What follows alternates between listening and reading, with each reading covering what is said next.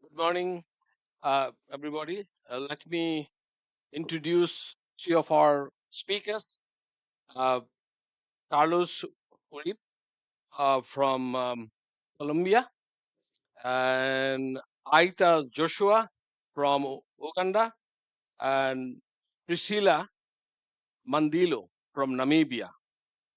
Uh, Let me introduce first myself. I was a secretary of the Ministry of Environment, Forest, and Climate Change for Bangladesh. Now I am running uh, an NGO called Nature Conservation Management, working in the area of climate change, biodiversity conservation, pollution control, and community development. I have been in this climate change, biodiversity conservation, community development for last 3 decades. Uh, and the country I came from is we born with disasters, we live with disasters, and we continue our livelihood with disasters. So we know how to handle disasters uh, and how to make our life more resilient to cope up with the disasters. By saying that, I would like to ask Priscilla to introduce yourself. Good morning, everyone. My name is Priscilla Mundilo. I work for the Namibia Nature Foundation as an environment and social safeguard specialist. And the Namibia Nature Foundation has recently been nominated by the Ministry of Environment, Forestry and Tourism to develop and implement the National Adaptation Plan process on behalf of the ministry and in collaboration with the ministry. So, just to put it in context a little bit, Namibia, as we all know, is one of the driest country or is the driest country south of the sub-Sahara. So we have strong vulnerabilities when it comes to the effects of climate change. We do have a lot of communities living in rural areas with a lot of indigenous knowledge in terms of adapting strategies to the negative impacts of climate change. So we're looking at using a bottom-up approach in terms of developing our NAP process with this regard. Of course, there are some challenges when it comes to the development of the NAP, such as data challenges, and I'll get into that a little bit more in detail later. Thank you. Aita? Okay, thank you very much. I am Aiita Joshuuapamaku and I'm from Uganda. So I do work with Youth for Nature, where I am leading on the nature-based solutions thematic track. And I also do lots of work with storytelling. And at the national level, I have been involved in consultation processes that leading up to the to updating of the national determined contributions. As we know, Africa is predominantly an adaptation-based continent. So I think we'll be able to learn more and interact during the session. Thank you. Carlos, introduce yourself. Thank you, and pleasure to be here, and thank you for the organization to invite you in DRR to take part in this workshop. My name is Carlos. I'm from Colombia originally, but I have been traveling in many places and working in disaster risk reduction and climate change adaptation for the last 17 years, supporting decision making, design processes for crisis management. Then I worked for the United Nations Development Program in the country office in Haiti after the 2010 earthquake, designing public policy for earthquake disaster reduction. Then I moved to Panama to a regional office covering 37 countries and helping countries on the design of public policy for disaster reduction. And now I'm part of the United Nations Office HQ driving a global program that we call Comprehensive Risk Management that is integrating the climate change adaptation agenda under the Paris Agreement and the disaster reduction agenda under the Sendai framework for disaster reduction, with the idea to support countries and design and implement NAPs or GNAPs or strategies that are integrating the agenda of adaptation and disaster reduction. Happy to be here. Okay.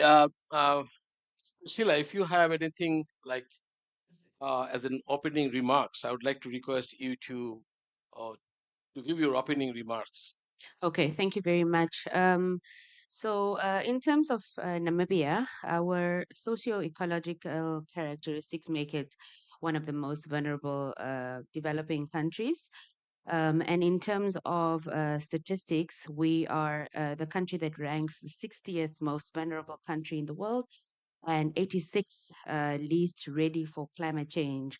So currently in Namibia, there's limited information in terms of data and local event impacts on climate change below constituency level. So at national level, you do have some data, but then at below constituency level, it becomes a little bit challenging when we're talking about communities, livelihood strategies, ecosystems, as well as key economic sectors. So at a national level, there is no clear framework for adaptation that would be required to prioritize and target the most vulnerable sectors within the country and within the communities.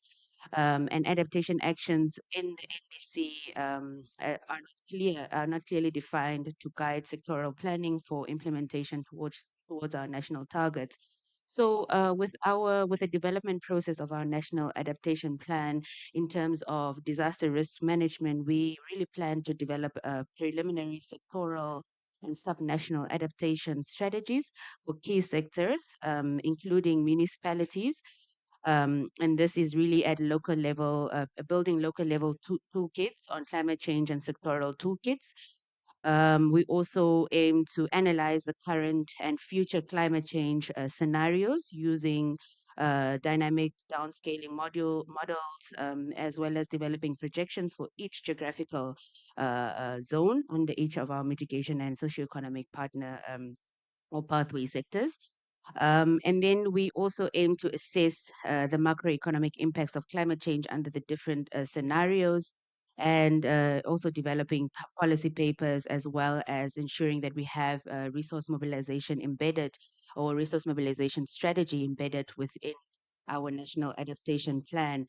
In our national adaptation plan, as I've mentioned, our proposal, we really giving prominence to community level input as an important source of information to really recognize that grassroots communities are the main stakeholders when it comes to locally led adaptation and adaptation strategies.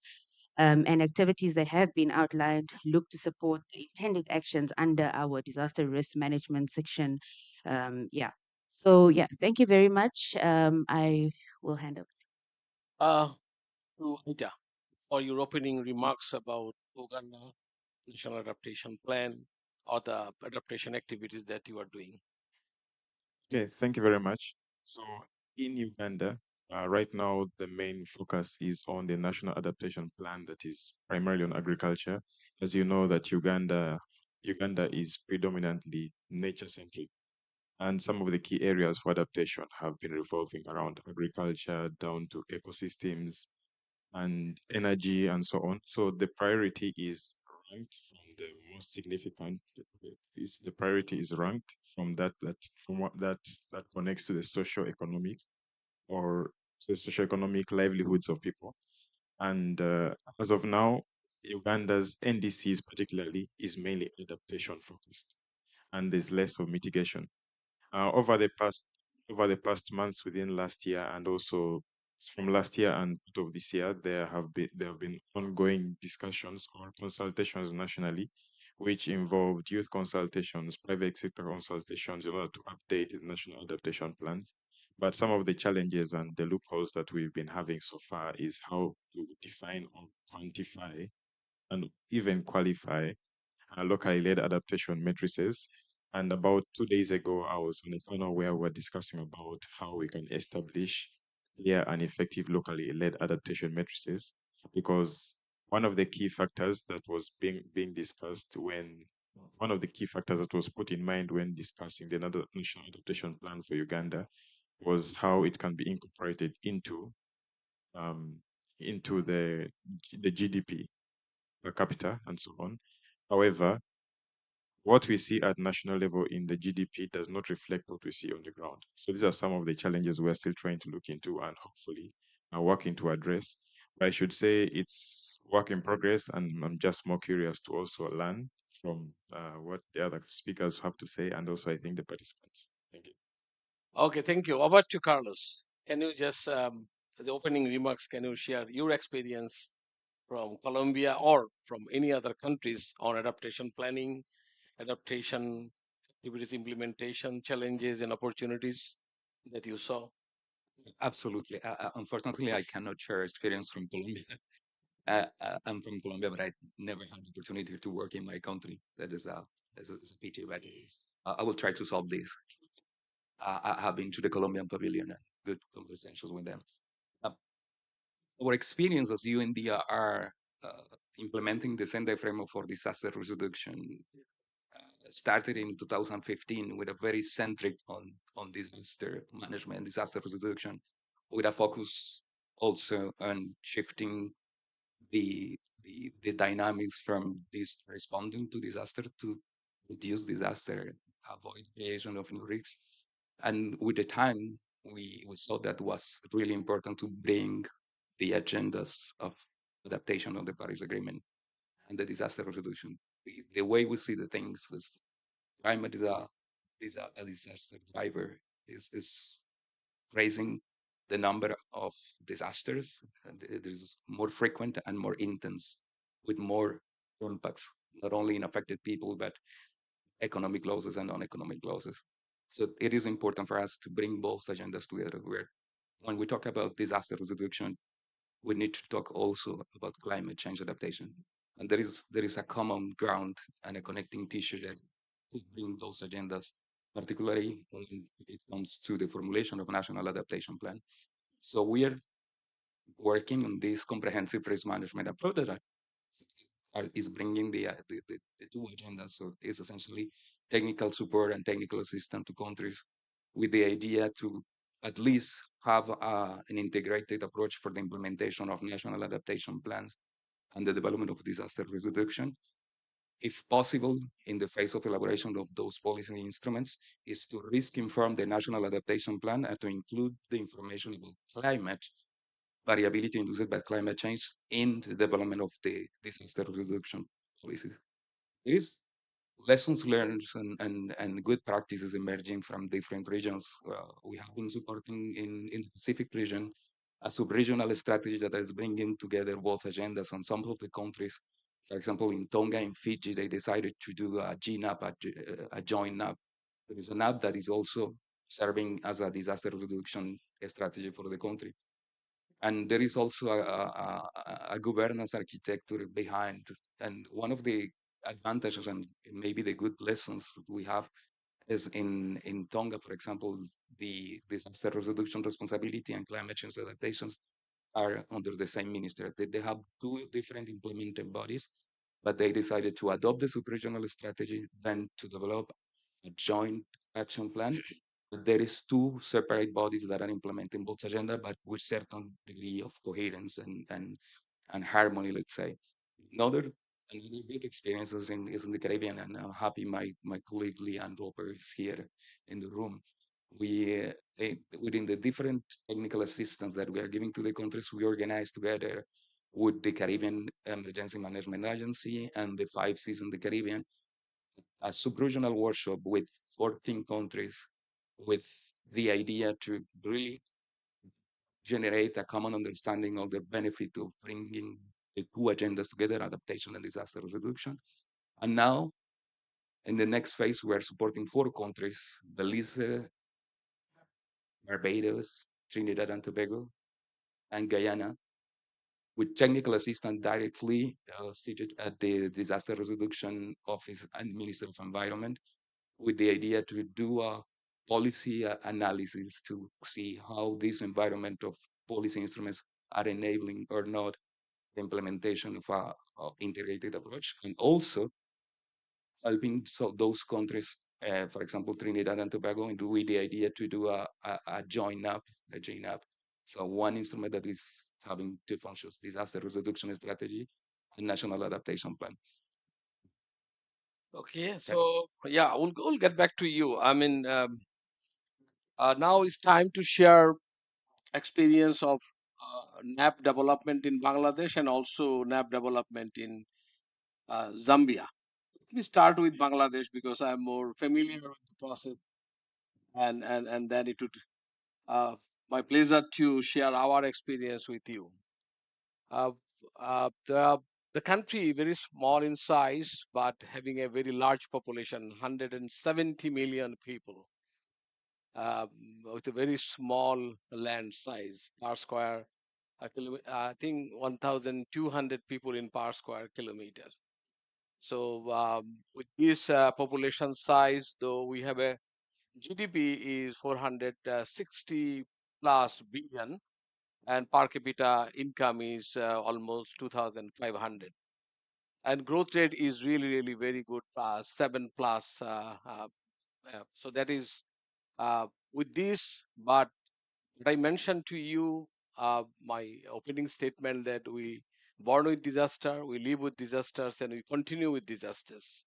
So we actually know uh, uh, the nature, intensity, frequency, and impact of disaster by uh, the cost we paid. Like in 2000, 1970, one of the biggest disaster in Bhola, it's called the name is the disaster called Bhola. We lost 300,000 people, and from 300,000 people to 2020, we have Amphan. We lost only 20 people. So the Bangladesh is like an developed through this cause though, but actually over the period of time, Bangladesh uh, managed how to avoid disasters, how to make ourselves more resilient and become a kind of an adaptation champion countries in the world. So when we prepare our adaptation plan, we had a huge consultation with the different stakeholders from grassroots level to the policy level. So we had a series of consultation, uh, and then we would like to we set a goal uh, for this adaptation plan.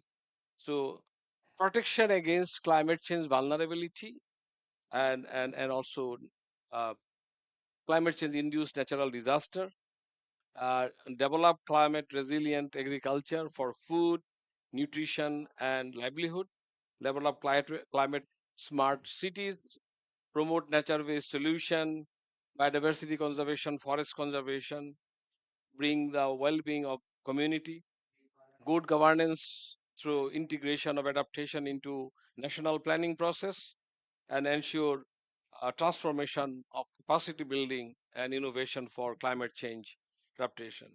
The sector we have actually taken into account: water resource, disaster, social safety and security, agriculture, fisheries, aquaculture and livestock, urban area, ecosystem, wetland and biodiversity,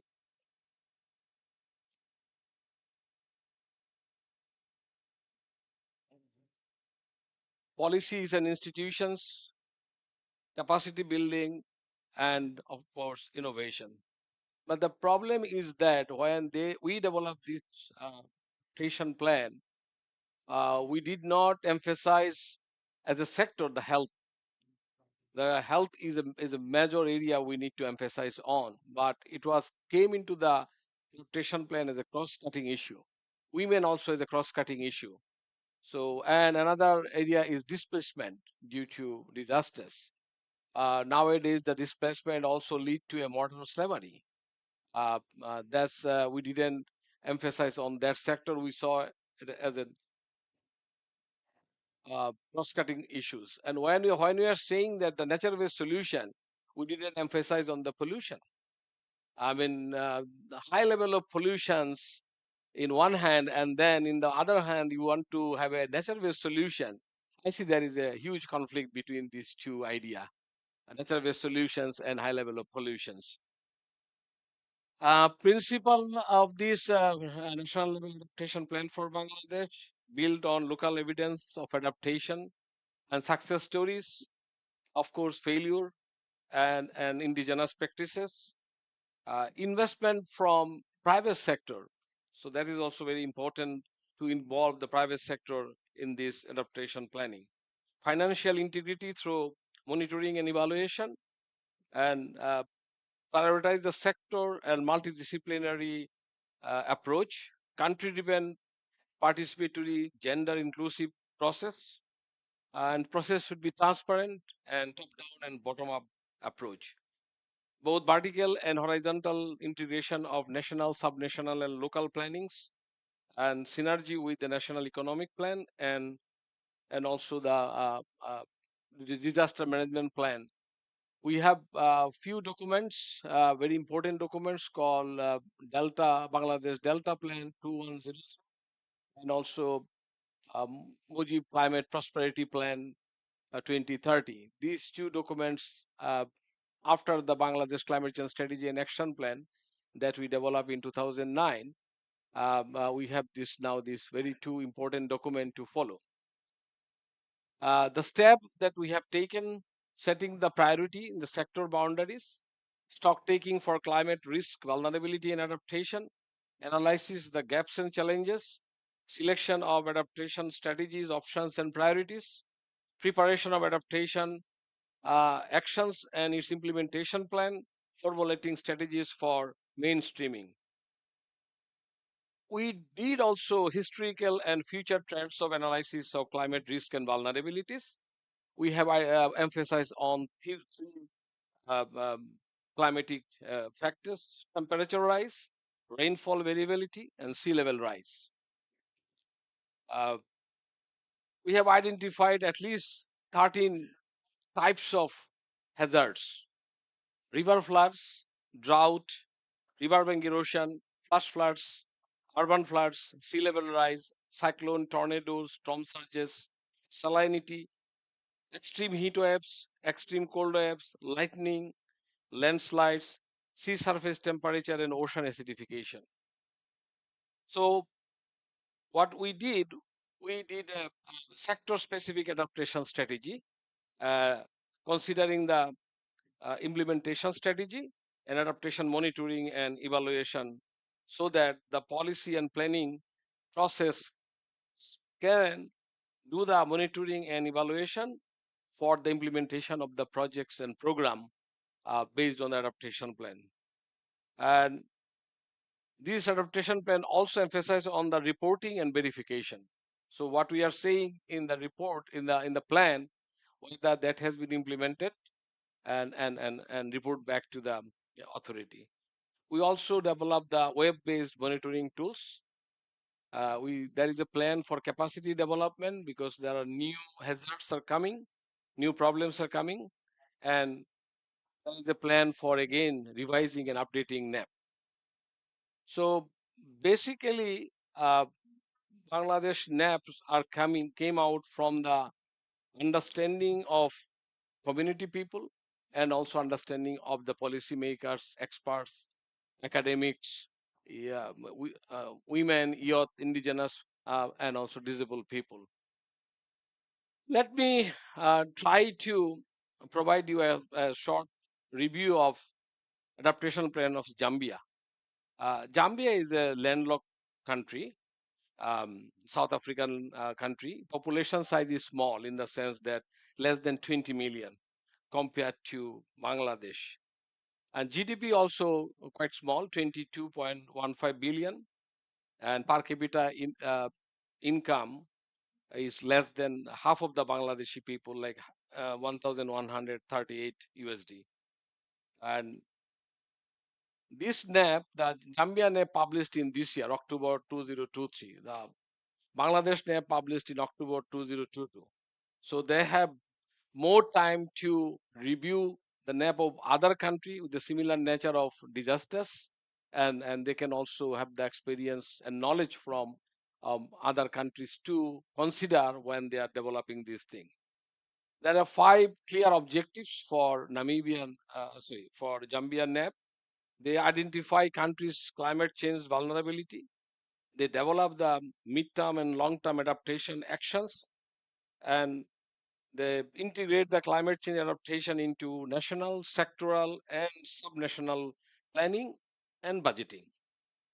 They would like to strengthen the institutional and technical capacity for implementation of identified priority adaptation actions, strengthening institutional coordination mechanism for climate change adaptation actions at national, sectoral, and subnational levels.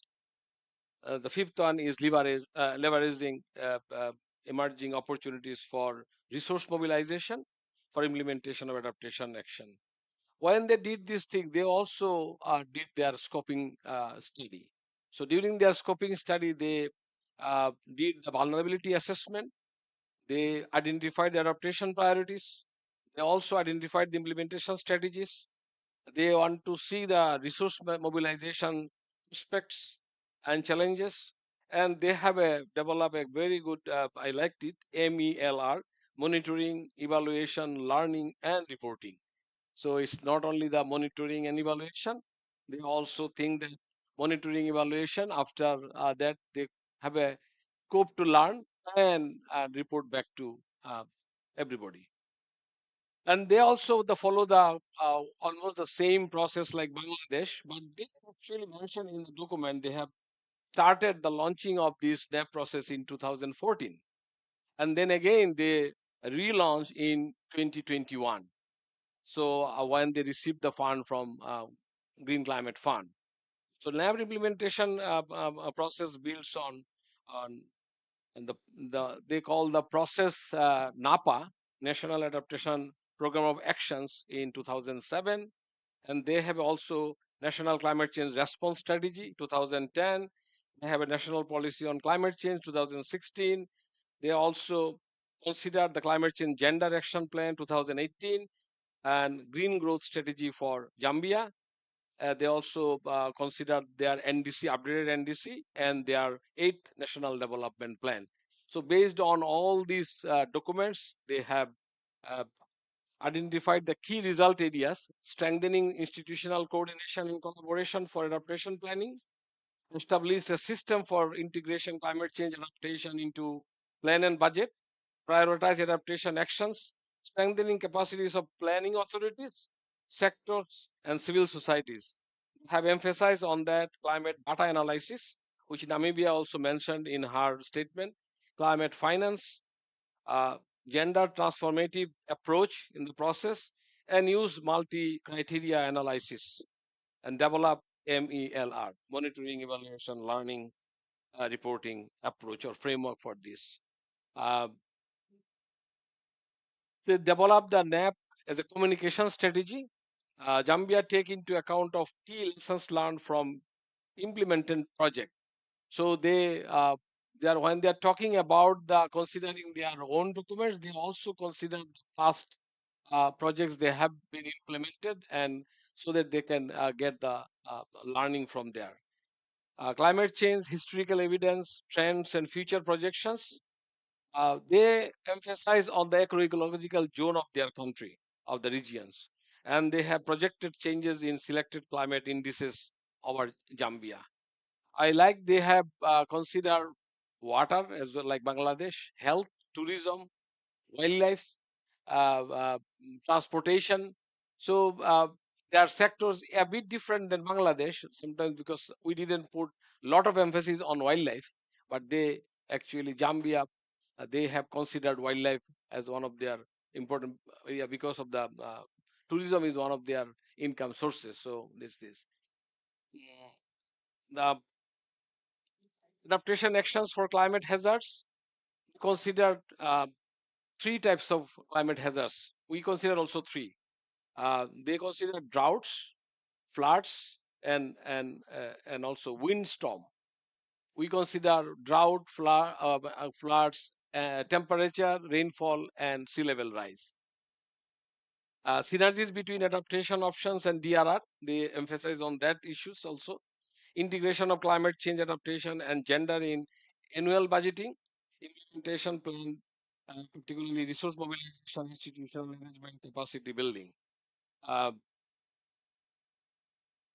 and also monitoring they will do the monitoring and review NAP implementation and communication and reporting on the NAP process and the NAP implementations. Uh, So there are a lot of similarities between these two countries, but in terms of vulnerability quite different from Bangladesh to Zambia, and also they considered the hazards which are a bit different from Bangladesh because they are landlocked country. Bangladesh is not a landlocked country; is a delta. So they considered windstorm. We considered sea level rise. They consider drought. We considered rainfall, and we consider temperature. So this is, and at the same time they put a lot of emphasis on gender mainstreaming. They also consider a problem of AIDS and other issues like this, health issues in the NAP process. They have also identified the responsible institutions who will do what with the midterm and long term goal. But in our case, in the we didn't uh, directly identify the institutions to do the specific work. It was a more of an coordination by the Ministry of Environment, Forest and Climate Change, and then the other ministry department and agencies will do their part.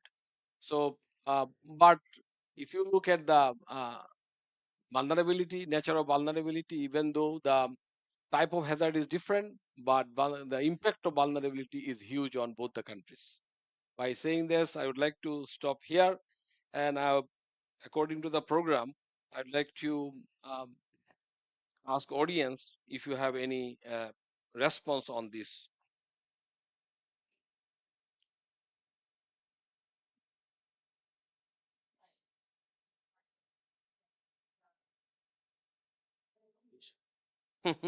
Yeah, don't be shy. I mean,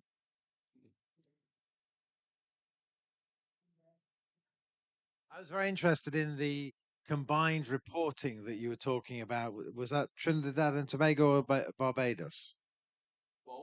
Both. And is the intention then to push that out to other Oasis countries or broader? Because it sounds like a really good idea. And then how are you integrating the kind of, I guess, the indicators of success between the two reporting requirements? yeah, please. Thank you. But it's maybe to clarify, it's not only reporting, is about the design of the policy instruments, then the definition of an implementation strategy. So how to operationalize the NAP and the disaster resolution strategy. Then there is a definition of metrics, and we are using the Sendai framework monitoring tool. That is a tool that UNDR is proposing to countries to report against the progress on the implementation of the Sendai framework. It's a way to collect official statistics from the government about number of disasters, number of people affected, economic losses. So it could be used to measure the implementation of both, but the focus we are having is on the definition of the policy instrument itself. Uh, so far, there is 37 countries around the world that have received technical assistance from UNDR and the Triple C on the idea of integrate both agendas. And each country is completely different and is a different level of integration or mainstreaming of the idea. There is Tonga and Fiji that have really integrate all in one plan. So the ideal objective of the CRM is to have one plan for one country. But the reality shows that the midterm review of the Sendai framework that happened in May this year shows that 156 countries have reported to have a national disaster resolution strategy. And there is, till yesterday, 51 NAPs that were approved, something. So now, for those countries, it's not possible to integrate in one single plan, and it makes no sense to go back and start again. So the focus for the countries that have an app and then the strategy of DRR is have a joint implementation strategy, not the instrument itself. And answering the country, so Trinidad and Tobago is doing a GNAP, one document. Barbados is working in a joint implementation strategy. Guyana is in zero. We're trying to start technical assistance on the policy landscape analysis. Same for Belize. And the idea is to scale up the number of countries that are receiving technical assistance. We had this sub-regional workshop that I mentioned, where 15 countries, members of the CARICOM, the community of Caribbean countries, had benefit from that. In February 2024, we are planning with the ILAC countries in the Latin American, the Caribbean region, a workshop for 10 more countries. 2 weeks ago, we had the national in Uganda, in Kampala, with the Office of Prime Minister. So the idea is to have at the end of 2024, complete 50 countries that have received technical assistance. Then the level of implementation or mainstream of the idea of the joint strategy will be completely different for those. Thank you. Any more question or any response from the audience? If not, then we don't have enough participants to. Okay, so thank Jamie. Okay, I'm cheating a little bit because I helped organize this event. And also, I'm looking at the plans on my computer. So they are available online if anyone's interested. You Oh, can see both the Zambia and the Bangladesh NAP online. But one thing I wanted to highlight that you said was that how they're prioritizing in Zambia gender sensitive adaptation.